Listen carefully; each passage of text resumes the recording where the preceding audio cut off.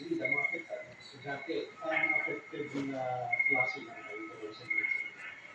Ngayon, may mga pakante ng class facilities. So, din nila ngayon. Ang aming science lab at saka ang aming computer actually nag-okay. Kasi bago bumangkit, pwede namin siya natin. Ina, ang mga tinutulong sa Northern Aurora ang Philippine Puso Foundation. Natuwa ng Philippine Puso Quezon. Masaya po kami na ay dumating na kami na pumunta. Marami pong natulungan po kahit Wala pong pakiramdaman na tutulong sa mula dito sa Aurora para sa GMA Integrated News, yan po sa Tubo, Patawas. Mga kapuso, maraming Pilipino ang naniniwalang napakatalamak na ng korupsyon sa gobyerno sa kasalukuyang administrasyon. Sinabi yan ng 84% ng mga lumahok sa survey nitong October 19 hanggang 22. Mahigit kalahati naman ang nagsabing hindi sapat ang mga batas ng bansa nila. Sa kabila ng 61% ang naniniwalang kayang patakbuhin ng gobyerno nang walang korupsyon. 38% lang ang nagsabing bahagi na ng gobyerno ang katiwalian.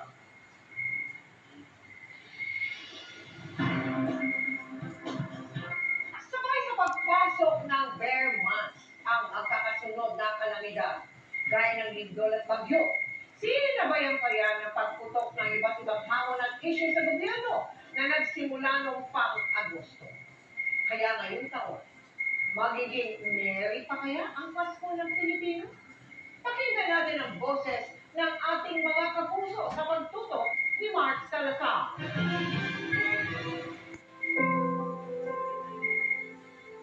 Sabi nga nila, pinakamaliwanag ang parol sa gitna ng dilim. At sa dilim na pinagdaanan ng mga Pilipino ngayong taon, naway pinakamaliwanag naman ang ating Pasko. Iba-iba nga lang ang pagtingin ng tao. Depende sa kwento ng buhay sa nagdaang taon kung ang Christmas lights ba sa kanila ay matigkad at masaya o malablang. Hindi ko masabi kasi yung ibang region, di ba? Madami silang na-experience na calamities. Pero I hope na kahit pa paano, ma-celebrate pa rin ang maayos yung Pasko. Iba yung Pasko ngayon, iba rin yung Pasko noon. Siguro mas masaya noon. Depende po. Depende sa akin dyan. Kakayanin naman natin na paghahanda ng pera. Para nga sa ilan nakakapagod ang 2025. Dumagdag kasi sa bigat ang iskandalo ng korupsyon sa gobyerno, partikular ang flood control projects. Samahan pa yan ng mga kalamidad gaya ng mga sunod-sunod na lindol at mga nagdaang bagyo. Sa pagtaya ng pag-asa, posible pang magkaroon ng hanggang 3 bagyo bago matapos ang 2025. Sometimes we feel parang guilty na hindi tayo makapag-celebrate ng magago para sa dati dahil alam namin na may mga iba na walang pagkain sa pagkainan at wala rin ang pagkainan na tayo naubusan lahat. But that does not mean na hindi na tayo mag-celebrate ng Paskohan. Does not mean na papawagin yung festive natin. The Filipino people always find something to celebrate. Yung sinasabi natin, beyond that, makikita ang Pilipino ng pagkakataon ganyan kung paano at tayo mag-celebrate ng Pasko. Pero ano nga ba ang pwedeng magpasaya sa Pasko ng mga Pilipino?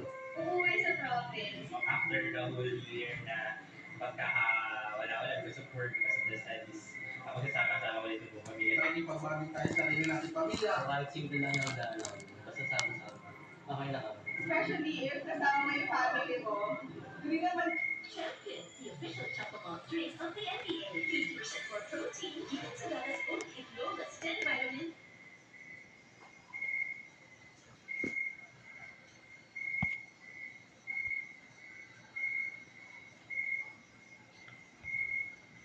Pasko basta't kasama, kompleto ang pamilya na ligtas sa anumang sakuna at karamdaman. Sagot ng iba, merry pa rin ang Pasko. Dahil tungkol naman daw ito sa Panginoon na dapat ipagdiwang at pasalamatan. Pero meron din mga hindi raw merry ang Pasko dahil sa korupsyon sa ating bansa. Idagdag pa raw ang inflation o pagmahal ng mga bilihin, kalamidad, at iba pang problema sa politika. Hindi rin daw feel ng iba ang Pasko ngayon dahil parang ang bigat daw sa pakiramdam. Mahirap din naman yung magsabi ng Mary dahil maraming tao ngayon ang nasa pagsubok. Pero sana ay hindi raw sila mawalan ng pag-asa. Ang say naman ng ilan, ibigay na lang natin sa mga bata ang kapaskuhan. Mga kapuso, pwede mo rin ipamit-mail ang boses mo sa social media accounts ng 24 oras. Muli na namang nagdiwanag ang pamosong Ayala Avenue sa Makati na taon-taong inaabangan kung paano aayusan para sa Pasko.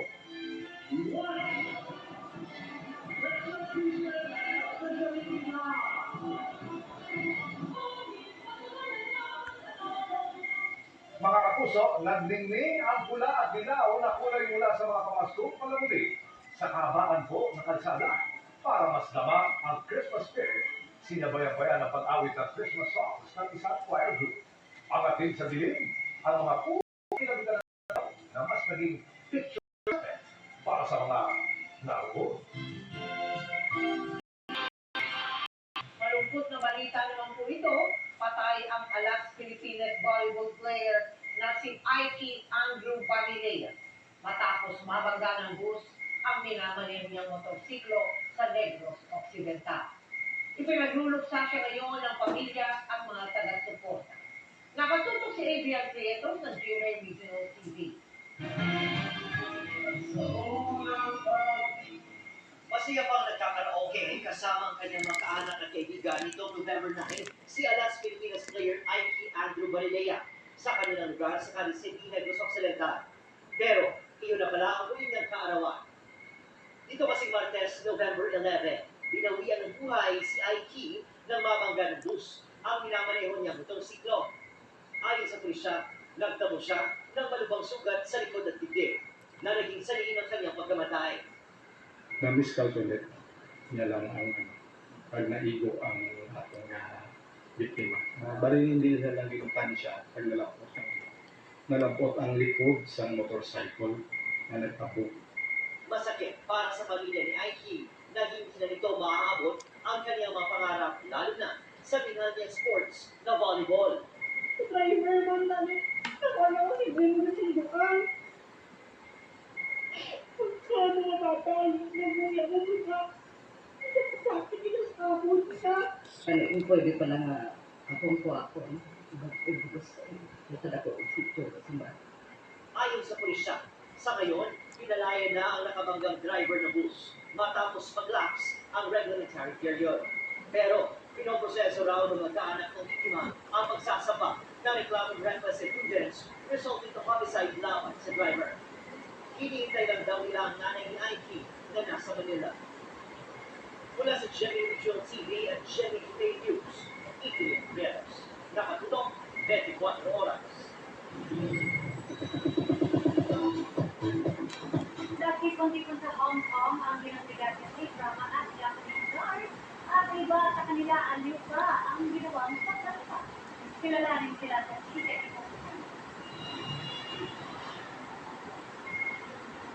Opa galore sa star-studded na Disney Plus Original Studio 2025 sa Hong Kong Disneyland Hotel ngayong araw. Racy event ang mga bida ng mga series, kabilang ang South Korean actor na si Blackpink. Kasama rin niya sina Jung Woo-sung at Woo Do-won. Narito rin ang K-drama Opa na si Ji Sang-wook, kasama ang co-star na si Do Hyun-soo na kilala rin bilang si Dio ng K-pop group EXO. Ayun naman ang entrance ni Korean drama actor Lee Dong-wook kasama si Kim Hye-joo. Spotted din sina Park Bo-young, Kim Son-chol at Lee Eun-wook. Ang top Korean star versus na Shin Min-ah.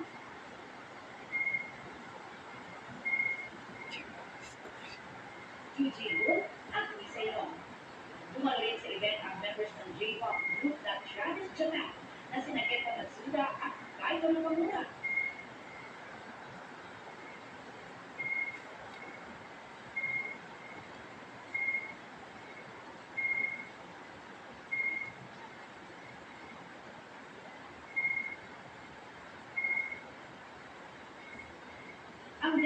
showcase ay inaluhan ng mahigit 300 miyembro ng media at content creators mula sa iba't ibang bansa sa Asia Pacific, US at Latin America.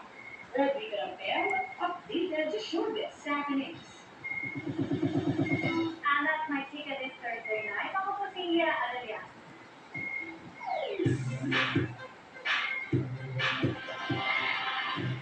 Mga kapuso, ika nga nila, it costs nothing to be kind. Piliin natin maging mabuti. Dahil wala itong bayad. Pero may Mga kapuso, ang kabutihan kasing ibigay at